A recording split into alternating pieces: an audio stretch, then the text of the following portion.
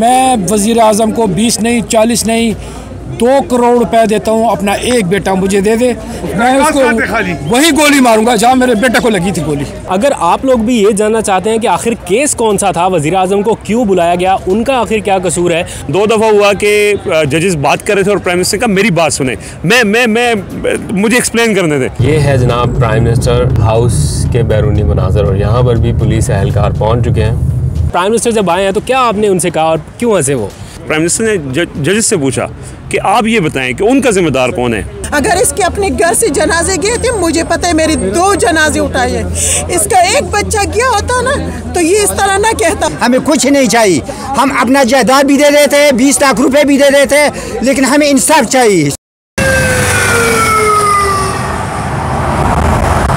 बिस्मिल्लाहिर्रहमानिर्रहीम, अस्सलाम वालेकुम। मैं हूं अब्दुल कादिर और आप देख रहे हैं आपका अपना यूट्यूब चैनल। आज तारीख है 10 नवंबर और दिन है बुध का। इस वक्त मैं सुप्रीम कोर्ट ऑफ पाकिस्तान की बिल्डिंग के ठीक बाहर मौजूद हूं और वजह आपको पता चल गई होगी कि वज़ीर आज़म इमरान खान को सुप्रीम कोर्ट ऑफ पाकिस्तान की जानिब से सानिया APS में तलब किया गया है। चीफ जस्टिस का एक हुक्म वज़ीर आज़म इमरान खान को भी बनी गाला से यहाँ पहुँचा सकता है। और मैं भी इस्लामाबाद के कौन से दूसरे कोने में था, वहाँ से अचानक सोया पड़ा उठ के भागना पड़ा। वो इसलिए कि अचानक फ़ोन आने लगे, पता चला कि जनाब प्राइम मिनिस्टर को तलब कर लिया सुप्रीम कोर्ट में।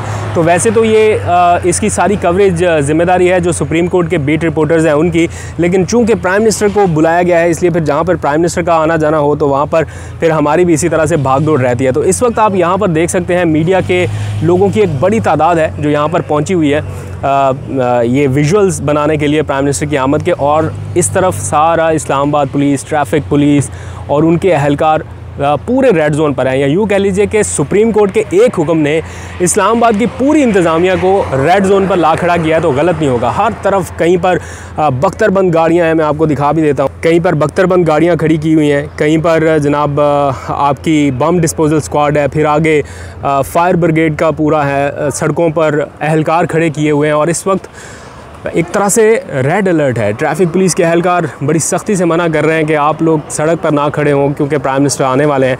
और यहाँ पर आप देखिए पुलिस अहलकारों की कितनी बड़ी रिज़र्व नफरी जो है वो यहाँ पर रखी गई है। और सड़क पर इस वक्त ये शाराए दस्तूर है, किसी को भी आने जाने की इजाज़त नहीं दी जा रही।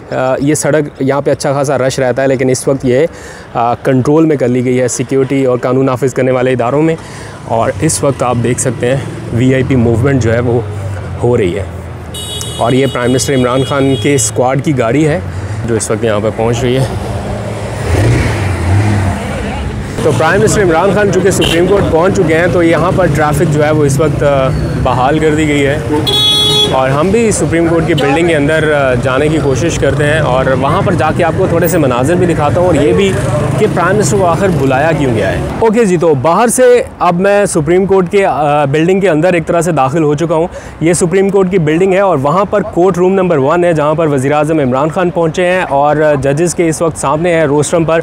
और वहीं पर जो सानिया APS से मुतालिक केस है उसकी समाअत भी हो रही है और उनके कुछ सवालात जो जजेस जानना चाहते थे वज़ीर आज़म इमरान खान से बतौर चीफ़ एग्जीक्यूटिव, उससे मुतालिक पूछा जा रहा है। थोड़े से मैं आपको यहाँ पर सुप्रीम कोर्ट के भी मनाज़र दिखाता हूँ कि किस किस्म की हंगामी सूरत हाल यहाँ पर रहती है। तो सबसे पहले तो मैं आपको उमर जट दिखा देता हूँ, ब्रेकिंग न्यूज़ दे रहे हैं। जो चीफ जजेस साहबान ने दिए उसके हवाले से, कलअदम तंजीम के हवाले से कि उससे, और अटॉर्नी जनरल यहाँ पर पहुँच चुके थे पहले क्योंकि वो वज़ीर आज़म को आगाह कर चुके थे और उन्होंने अदालत को भी आकर आगाह किया कि वज़ीर आज़म इमरान खान खुद ज़ाती हैसियत में पेश हो रहे हैं। इन चीज़ों को लेकर, इस स्पेसिफिक केस को लेकर जो इक़दाम किए गए हैं उस पर हुकूमत के पास क्या रिपोर्ट है, उसका सारा इसी को पता है, इससे वो आगाह करेंगे। अच्छा जी, तो मैं थोड़ा सा आपको आगाह करता हूँ। ये मेन गेट है सुप्रीम कोर्ट का, बट यहाँ से नई वज़ीर आज़म आए तो वो वाला जो गेट है आपको दिख रहा होगा, वहाँ से सुप्रीम कोर्ट के जजेस जो हैं उनकी एंट्री होती है बेसिकली सुप्रीम कोर्ट में। तो वहीं से प्राइम मिनिस्टर इमरान खान को भी लाया गया और वो इस वक्त इस जगह पे कोर्ट रूम नंबर 1 है वहाँ पर मौजूद हैं। हेयरिंग चल रही है, जैसे ही हेयरिंग एंड होती है तो मैं आपको कुछ इनसाइड न्यूज़ बता पाऊँगा कि क्या वहाँ पर बातचीत हुई। वक्त सुप्रीम कोर्ट में होने वाली समाअत ख़त्म हो चुकी है, वज़ीर-ए-आज़म इमरान खान वापस रवाना हो चुके हैं।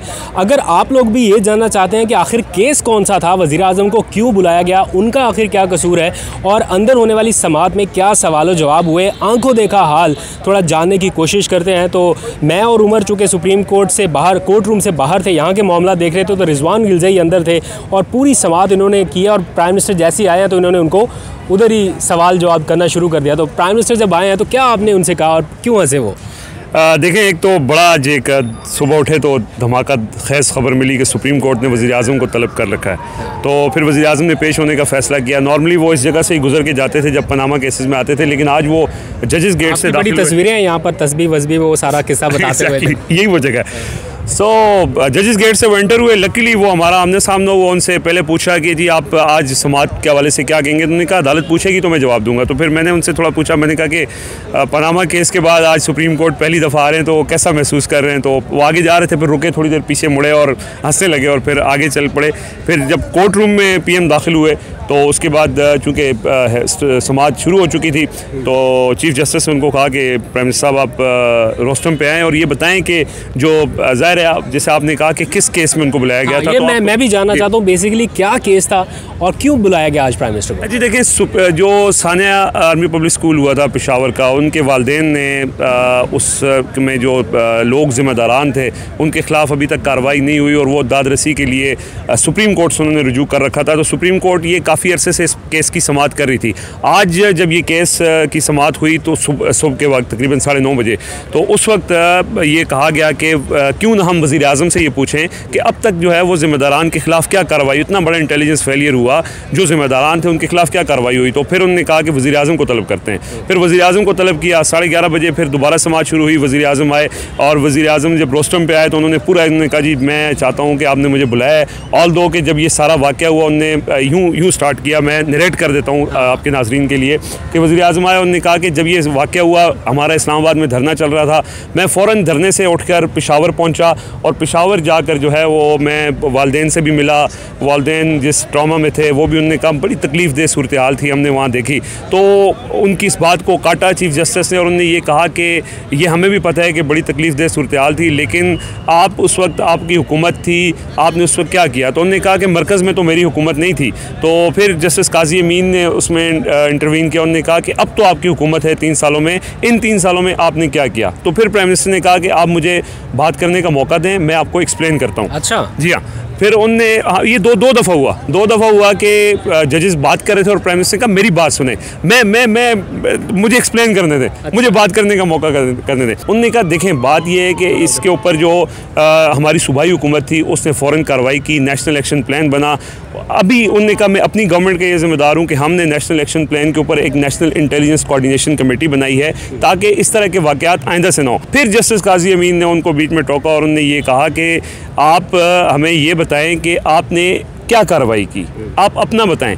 तो फिर प्राइम मिनिस्टर ने कहा कि देखें आप मुझे बात करने का मौका दें, मैं एक एक करके आपको पूरा पॉइंट एक्सप्लेन करूंगा। वज़ीर-ए-आज़म आज थोड़ा लंबी बात करने के मूड में थे, हालांकि नॉर्मली ऐसा होता नहीं है क्योंकि साथ अटॉर्नी जनरल खड़े थे। 1-2 दफ़ा अटॉर्नी जनरल ने बात करने की कोशिश की तो प्राइम मिनिस्टर ने कहा लेट मी एक्सप्लेन। फिर वो सारा उन्होंने बैकग्राउंड में सारा एक्सप्लेन किया, जो मीडिया पे रिपोर्ट भी हुआ। उन्होंने कहा कि जी दहशतगर्दी के ख़िलाफ़ जंग में हम सारे उसमें शरीक हुए। अच्छा, उसके बाद फिर थोड़ा सा जजेस ने फिर उनको ये सेंटिमेंटल अंदाज में ये कहा कि ये आप इस वक्त वज़ीर-ए-आज़म हैं तो आप पूरी कौम के वालिद हैं, तो आपको नहीं चाहिए था कि आप वालिदैन बच्चों के वालिदैन से मिलते। तो फिर प्राइम मिनिस्टर ने कहा कि मैं तो कई दफ़ा बच्चों के वालिदैन से मिला हूँ।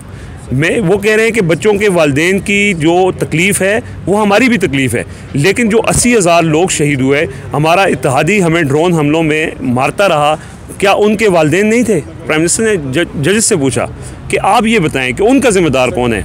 और फिर उन्होंने कहा चीफ जस्टिस साहब मैं रिक्वेस्ट करता हूँ कि जो लोग भी उसके ज़िम्मेदार हैं, जो 80,000 लोगों के शहीद होने का बायस बने कि दहशतगर्दी की जंग में जो लोग शामिल हुए, आप उनको भी कटहरे में लाएँ।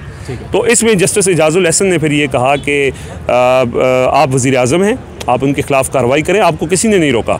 तो उसके बाद फिर प्राइम मिनिस्टर ने ये कहा कि ज़िम्मेदारों का तयन इक्वली होना चाहिए।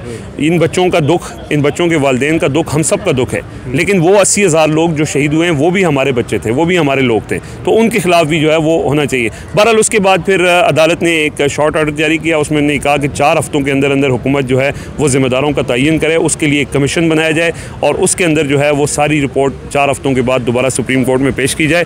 प्राइम मिनिस्टर ने बहुत कॉन्फिडेंट अंदाज में वो खड़े होकर पूरी चीज़ एक्सप्लेन की, बल्कि वो बात करते, जजेस उनको रोकते तो फिर प्राइम मिनिस्टर दोबारा बात करते, और वो जैसे उनकी आदत है कि वो पूरा एक्सप्लेन करते हैं, लंबी बात करते हैं, तो बड़े कॉन्फिडेंटली उन्होंने वो सारी चीज़ को रिस्पॉन्ड किया। कहीं पे ऐसा लग रहा है कि ये शॉर्ट ऑर्डर आने के बाद हुकूमत के लिए ज़िम्मेदारों का तयन करने में और वो जो कुछ हसास इदारों के लोगों का भी जिक्र किया गया है, कोई मुश्किल पेश आने वाली है हुकूमत को? देखें, जो बच्चों के वालिदैन का मुतालबा है वो ये कह रहे हैं कि उस वक्त के आर्मी चीफ जनरल राहील शरीफ और उस वक्त के DGSI ज़हीरुल इस्लाम, उनके खिलाफ जो है वो मुकदमा दर्ज किया जाए। बच्चों के वालिदैन का ये कहना है कि जो अफसरान ज़िम्मेदार थे, जो इंटेलिजेंस फेलियर हुआ है, उनके वो फेलियर के ज़िम्मेदार लोगों का तयन किया जाए। तो ये गवर्नमेंट के लिए थोड़ा सा मुश्किल अब होगा कि 4 हफ्तों के अंदर वो क्या ऐसी रिपोर्ट पेश करके सुप्रीम कोर्ट में जमा कराती है, क्योंकि सुप्रीम कोर्ट ने जिस तरह के आज एक बड़ा फैसला लिया कि वज़ीर आज़म को तलब किया, तो अगर 4 हफ्तों के अंदर उनकी मर्ज़ी के मुताबिक रिपोर्ट ना आई तो दोबारा से मामला जो हैं वो ख़राब हो सकते हैं। वज़ीर आज़म से आप मुतमईन हैं? नहीं, बिल्कुल भी नहीं। ये वो झूठा इंसान है जिसने पहली बरसी पे कहा था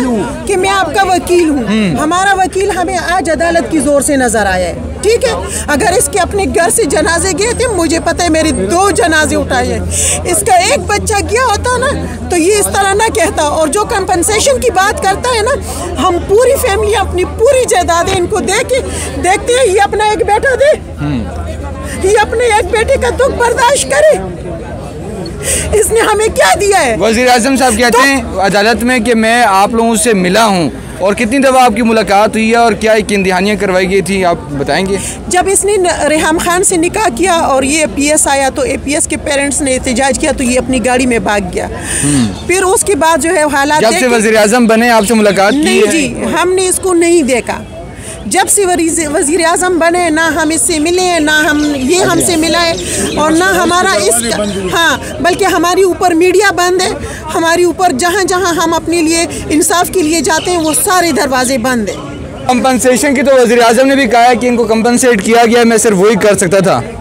मैं वज़ीर आज़म को 20 नहीं, 40 नहीं, 2 करोड़ रुपए देता हूँ, अपना एक बेटा मुझे दे दे, मैं उसको वही गोली मारूंगा जहाँ मेरे बेटे को लगी थी गोली। TTP के हवाले से वालिदैन का क्या कहना है? इसको कोई हक हासिल नहीं है। ये कौन होता है उनको माफ़ करने वाला? ये तो रब का हुक्म है। मैं माफ़ कर सकता हूँ, प्राइम मिनिस्टर नहीं कर सकता।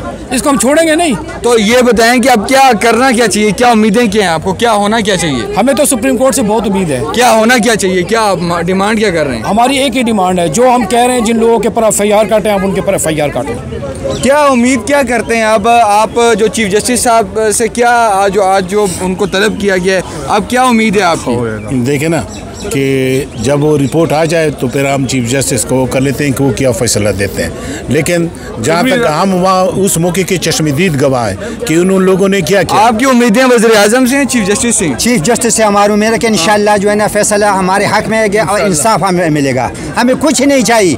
हम अपना जायदाद भी दे देते हैं, 20 लाख रुपए भी दे देते हैं, लेकिन हमें इंसाफ चाहिए। सिर्फ और सिर्फ इंसाफ चाहिए। जिसके घर से 2-2 जनाजे उठे होते हैं ना, उनको पता होता है कि औलाद क्या चीज़ होती है। किस तरह का चाहते हैं? हम वो इंसाफ चाहते हैं कि जो खेल खिलौना ना हो, जो असल जिम्मेदार है, जो बड़ी बड़ी कुर्सियों पे बैठे हैं, जिनका हमने FIR के लिए नाम दिया है, अगर आज इनको लटकाया गया अलल ऐलान तो इंशाल्लाह फिर इस मुल्क में कभी कोई माँ नहीं रोएगी, कभी किसी का बच्चा इस तरह नहीं जाएगा।